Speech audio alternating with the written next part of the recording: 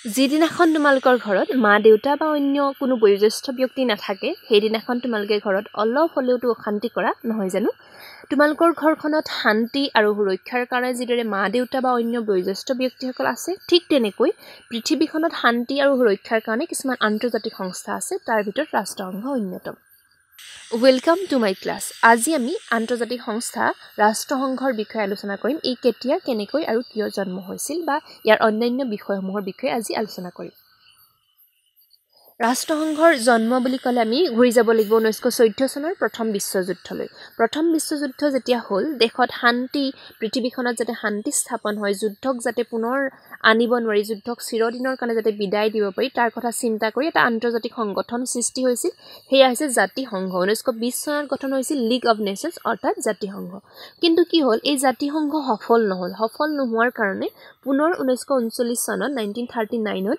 দ্বিতীয় বিশ্বযুদ্ধ সংঘটিত হ'ল এই যে বিশ্বযুদ্ধ সংঘটিত হ'ল যুদ্ধ হলে কেনেকুৱা পৰিস্থিতি হয় আমি সকলোৱে জানো এই ভয়াবহতা আৰু ধ্বংসলীলাৰ পৰা বিশ্ববাসীক পুনৰ যাতে তেওঁলোকে এনেকুৱা ধৰণৰ পৰিস্থিতিৰ সন্মুখীন হ'ব লগা নহয় তাৰ কথা চিন্তা কৰি এটা বিশ্ব সংস্থা গঠনৰ চিন্তা কৰা হ'ল আৰু সেই চিন্তা অনুসৰি 1945 চনৰ 24 অক্টোবৰ তাৰিখে ৰাষ্ট্ৰসংঘৰ জন্ম হয় আমি জানো যে আমাৰ জন্মদিনটোত আমি সদায় কেনেকৈ জন্ম তাৰিখটো আমি বাৰ্থডে পাতো ঠিক তেনেকৈ যেটো 24 অক্টোবৰ তাৰিখে ৰাষ্ট্ৰসংঘৰ জন্ম হৈছে সেই কাৰণে প্ৰতি বছৰে 24 অক্টোবৰ তাৰিখটো বিশ্ববাসীয়ে ৰাষ্ট্ৰসংঘ দিৱস বা ইউনাইটেড নেশ্যনছ ডে হিচাপে পালন কৰে বৰ্তমান আমি যদি চাওঁ ৰাষ্ট্ৰসংঘৰ মুঠ সদস্য ৰাষ্ট্ৰৰ সংখ্যা হৈছে 193 খন সদস্য ৰাষ্ট্ৰৰে ৰাষ্ট্ৰসংঘ গঠিত আৰু প্ৰথম অৱস্থাত ইয়াৰ সংখ্যা আছিল 51খন সদস্য ৰাষ্ট্ৰ আছিল কিন্তু বৰ্তমান 2011 চনলৈকে সাউথ সুদান হৈছে লাষ্টৰখন 2011 চনলৈকে এই সদস্য ৰাষ্ট্ৰৰ সংখ্যা 1 হৈছে 193 193খন সদস্য ৰাষ্ট্ৰৰে ৰাষ্ট্ৰসংঘ গঠিত যদি আমি চাওঁ ইয়াৰ কামনো কি কাম বুলি ক'বলৈ গ'লে প্ৰথম যেটো মুখ্য কাম হেয়াই হৈছে আন্তঃৰাষ্ট্ৰীয় শান্তি আৰু নিৰাপত্তা ৰক্ষা কৰা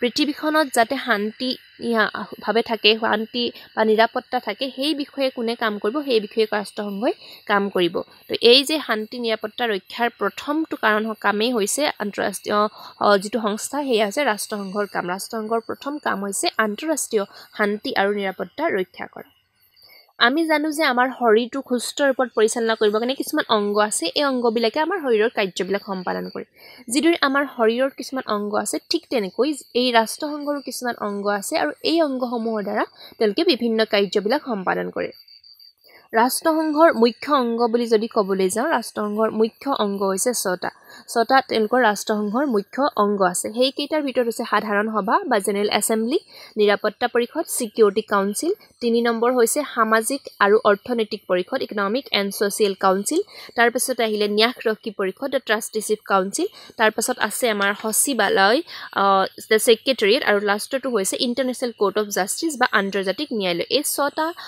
অংগৰ ৰাষ্ট্ৰসংঘৰ বিভিন্ন কাম-কাজবিলাক পৰিচালনা হয় ৰাষ্ট্ৰসংঘৰ আটাইতকৈ যেটো ডাঙৰ অংগ প্ৰথম অংগটোৱে হৈছে সাধাৰণ সভা বা জেনেৰেল এছেম্বলি তোমালোকে জানানে আমাৰ মানুহৰ শৰীৰৰ আটাইতকৈ ডাঙৰ যেটো আভ্যন্তৰীণ অংগ হেতু কি হেয়া হৈছে লিভাৰ ইন্টাৰনেল অৰ্গান আটাইতকৈ ডাঙৰটো হৈছে লিভাৰ তোমালোকে কমেন্ট বক্সত মোক জনাবা মানুহৰ শৰীৰৰ আটাইতকৈ বাহ্যিক যেটো আটাইতকৈ ডাঙৰ অংগ হেয়ানো কি বাহিৰৰ যেটো অংগ হেই ডাঙৰ অংগটোনো কি তোমালোকে কমেন্ট বক্সত মোক জনাবা এতিয়া কৈছে সাধাৰণ সভাৰ কথা সাধাৰণ সভা হৈছে বৃহত্তম অংগ আৰু ইয়াত বিভিন্ন ধৰণৰ সদস্য লৈ গঠিত হয় তেওঁলোকে প্ৰত্যেকজন সদস্য ৰাষ্ট্ৰই 5 জনকৈ প্ৰতিনিধি পঠায় আৰু কি হয় যেটো আকাৰত ডাঙৰ সেই কাৰণে বছৰত এবাৰকৈ তেওঁলোকৰ মিটিং বহে এয়া হৈছে সাধাৰণ সভা যি আটাইতকৈ ৰাষ্ট্ৰসংঘৰ ডাঙৰ অংগ ৰাষ্ট্ৰসংঘৰ দ্বিতীয় অংগ হৈছে নিৰাপত্তা পৰিষদ হৈছে আটাইতকৈ গুৰুত্বপূৰ্ণ অংগ হৈছে আমাৰ ৰাষ্ট্ৰসংঘৰ ইয়াত কি হয় ইয়াত টোটেল সদস্যৰ সংখ্যা মুঠ সদস্যৰ সংখ্যা আছে 15 জন তাৰে 5 জন হৈছে ইয়াৰ 5খন হৈছে স্থায়ী সদস্য ৰাষ্ট্ৰ তেওঁলোক স্থায়ী হয় বাকি 10 জন হৈছে অস্থায়ী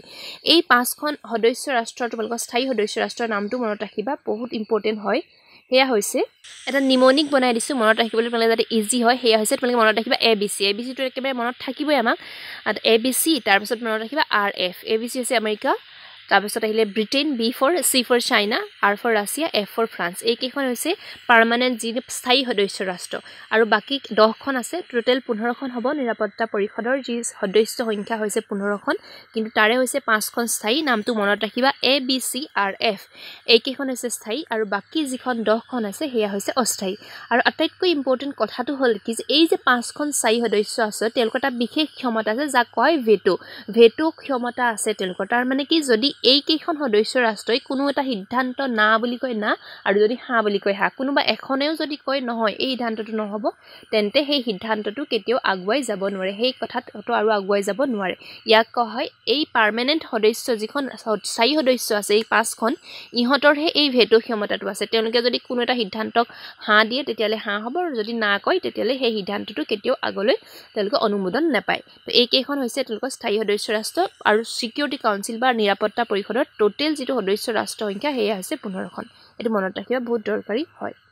তাৰপিছতে অৰ্থনৈতিক আৰু সামাজিক পৰিষদ। নামটোৱেই আছে অৰ্থনৈতিক আৰু সামাজিক। সেইটো এনেকৈ কি কাম কৰিব তেওঁলোকে? অৰ্থনৈতিক, সামাজিক, সাংস্কৃতিক, শিক্ষা ব্যৱস্থাৰ আনুষংগিক সমস্যাসমূহ সমাধানৰ লগত কাম কৰিব। নামটোতে অৰ্থটো ওলাই আছে অৰ্থনৈতিক আৰু সামাজিক। সামাজিক কামবিলাক, অৰ্থনৈতিক কামবিলাক, সাংস্কৃতিক কামবিলাক, এই কামবিলাকৰ ওপৰত তেতিয়াহ'লে কাৰ্য সম্পাদন কৰিব কোনে? এই অংগটোৱে, এই 3য় নম্বৰ অংগটো। তাৰপাছত আহিলে আমাৰ ন্যাসৰক্ষী পৰিষদ, ট্ৰাষ্টিশ্বিপ কাউন্সিল। ইয়াৰ কাম হ'ব কি যে ন্যাসৰক্ষী পৰিষদে ট্ৰাষ্ট বজাই ৰখা, মানে বিশ্বাস বজাই ৰখা দেশবিলাকৰ মাজত, জনসাধাৰণৰ মাজত অৰ্থনৈতিক, ৰাজনৈতিক, সামাজিক, শিক্ষাৰ ক্ষেত্ৰত যাতে স্বাধীনতা পায়, তেওঁলোকে তাক স্বাধীনতা লাভ কৰে গোটেইবিলাক ক্ষেত্ৰত আৰু উপযুক্তভাৱে তেওঁলোকে সেইবিলাক ক্ষেত্ৰত আগুৱাই যাব পাৰে। এইবিলাক কাম কৰিব কোনে? আমাৰ ন্যাসৰক্ষী পৰিষদ বা ট্ৰাষ্টিশ্বিপ কাউন্সিল। তাৰপিছতে আছে আমাৰ আন্তৰ্জাতিক ন্যায়ালয়, ইণ্টাৰনেশ্যনেল কোৰ্ট অফ জাষ্টিচ। এইটো হৈছে আমাৰ ন্যায়িক অংগ, জুডিচিয়েল অৰ্গেন বুলি কোৱা হয়। ন্যায়িক অংগ, ন্যায় প্ৰদান কৰিব। নামটোৱে আছে আন্তৰ্জাতিক ন্যায়ালয়। ন্যায়ালয়ত সদায় কি কৰে? ন্যায় প্ৰদান কৰা হ'ব। ইয়াত মুঠতে যি সদস্য ন্যায়াধীশ থাকে, যি জাজ থাকিব, জাজ হৈছে 15জন ন্যায়াধীশৰ দ্বাৰা এই আমাৰ আমাৰ যিটো আন্তৰ্জাতিক ন্যায়ালয় এইটো গঠিত হয়। ই আমাক ন্যায় প্ৰদান কৰিব ৰাষ্ট্ৰসংঘৰ। ইয়ে হৈছে ন্যায়িক অংগ। যিকোনো ধৰণৰ যদি বিবাদ হয় ৰাষ্ট্ৰসমূহৰ মাজত, গোচৰ নিষ্পত্তি কৰাৰ কাম কাৰ হ'ব? আন্তৰ্জাতিক ন্যায়ালয়ৰ। এইটো হৈছে অন্য এটা অংগ। তাৰপিছতে আহিলে সচিবালয়, ছেক্ৰেটেৰিয়েট। সচিবালয় হৈছে ৰাষ্ট্ৰসংঘৰ প্ৰাণকেন্দ্ৰস্বৰূপ, হাৰ্ট। যেনেকৈ আমাৰ হাৰ্টটো বহুত ইম্পৰ্টেণ্ট, ঠিক তেনেকৈ সচিবালয় হৈছে হাৰ্ট অফ দ্য ইউএনঅ', ইউএনঅ'ৰ প্ৰাণকেন্দ্ৰ বুলি কোৱা হৈছে। ইয়াক কেনেকৈ গঠিত হয়? এজন সচিব প্ৰধান থাকে আৰু অন্যান্য কৰ্মচাৰী লৈ এইটোৰ যিটো অংগ এই অংগটো গঠিত হয় এজন সচিব প্ৰধান আৰু অন্যান্য কৰ্মচাৰীসকল লৈ। আৰু এই সচিব প্ৰধানজনক নিৰ্বাচন কৰা হয় 5 বছৰৰ কাৰণে। তেওঁ পুনৰ নিৰ্বাচন হ'ব পাৰে, কিন্তু 5 বছৰৰ কাৰণে তেওঁক নিৰ্বাচিত কৰা হয়। আৰু ৰাষ্ট্ৰসংঘৰ প্ৰথমজন যিজন সচিব প্ৰধান আছিল, বহুত ইম্পৰ্টেণ্ট হয়, তেওঁ আছে নৰৱে ট্ৰাইভ হালদানলি। এইটো মনত ৰাখিবা, নৰৱে যিজন ব্যক্তি আছিল ট্ৰাইভ হালদানলি, তেওঁ আছিল ৰাষ্ট্ৰসংঘৰ প্ৰথমজন সচিব প্ৰধান। তোমালোকৰ প্ৰশ্ন হ'ব পাৰে যে বৰ্তমান সচিব প্ৰধানজন কোন? বৰ্তমান ৰাষ্ট্ৰসংঘৰ সচিব প্ৰধান হৈছে এণ্টনিঅ' গুটেৰেছ। এই যে এণ্টনিঅ' গুটেৰেছ, তেওঁ হৈছে পৰ্তুগালৰ এণ্টনিঅ' গুটেৰেছ হৈছে আমাৰ বৰ্তমান ৰাষ্ট্ৰসংঘৰ সচিব প্ৰধান। ৰাষ্ট্ৰসংঘৰ কেইটামান ভাষা আছে, তেওঁলোকে কেইটামান ভাষা ব্যৱহাৰ কৰে ৰাষ্ট্ৰসংঘৰ বিভিন্ন কাম কাজ পৰিচালনা কৰাৰ ক্ষেত্ৰত, যাক কয় অফিচিয়েল লেংগুৱেজ বা চৰকাৰী ভাষা ৰাষ্ট্ৰসংঘৰ। তো এই 6টা ভাষা মনত ৰাখিবৰ কাৰণে তোমালোকৰ এটা নিমনিক দিম। তোমালোকৰ তাৰ আগতে এই ছবিটো যে দেখিছা, এই ছবিটো কি গম পাইছে? এটা ফ্ৰেস্কা, এটা ড্ৰিংকিং এটা বিভাৰেজ হয়, এইটো খোৱা হয়, ছ'ডা হয়। এইটো হৈছে কোকা-কোলা কোম্পানী এটা ছ'ডা। তোমালোকে নামটো মনত ৰাখিবা, ফ্ৰেস্কা। এই 6টা তোমালোকৰ অফিচিয়েল লেংগুৱেজ মনত ৰাখিবলৈ ইজি হ'ব।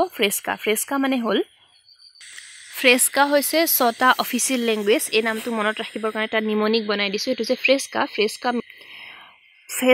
এফ ফৰ হ'ব আমাৰ French, R for Russia, E for English, S for Spanish, C for Chinese, and A for Arabic. তো এই 6টা লেংগুৱেজ হৈছে অফিচিয়েল লেংগুৱেজ। গোটেইকেইটা কামত ইউজ নকৰে। অফিচিয়েল লেংগুৱেজ বুলি যদি ক'বলৈ যাওঁ তেতিয়াহ'লে 6টা, এইকেইটা নাম মনত ৰাখিবা, ফ্ৰেস্কা বুলি কোৱা হয়। একেলগে ফ্ৰেস্কা বুলি মনত ৰাখিলে তোমালোকৰ মনত ৰাখিবলৈ ইজি হ'ব। এয়াই আছিল তোমালোকৰ আজিৰ ৰাষ্ট্ৰসংঘৰ বিষয়ে।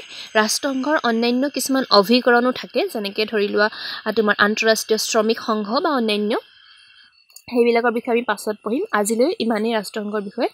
তোমালোকে যদি ভিডিঅ'টো ভাল পাইছা, তোমালোকৰ লগৰবিলাকৰ লগত শ্বেয়াৰ কৰিবা, লাইক কৰিবা, কমেণ্ট কৰিবা, লগতে চেনেলটো ছাবস্ক্ৰাইব কৰিবলৈ নাপাহৰিবা, আৰু যাতে এনেকুৱা নতুন পুনৰ ভিডিঅ'বিলাক তোমালোকে পাই থাকা।